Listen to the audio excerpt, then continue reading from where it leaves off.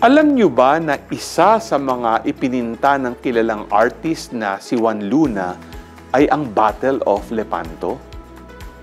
Ano nga ba ito at ang koneksyon nito sa Our Lady of the Holy Rosary na ipanalo lang naman ng mga Kristiyano ang digmaan laban sa larger Turkish force sa pamamagitan ng pagrorosaryo? Si Saint Pius V, isang Dominikano kasama ang mga Christian sailors, ay walang tigil na nagdasal ng Santo Rosario at inialay ang pagkapanalo nila through the intercession of Our Lady of the Holy Rosary, na ang unang tawag ay Our Lady of Victory. Parang sa Gospel ngayong araw, sabi dito, I give you praise, Father of heaven and earth. Minsan, sa buhay, dumadaan tayo sa mga sarili nating Battle of Lepanto.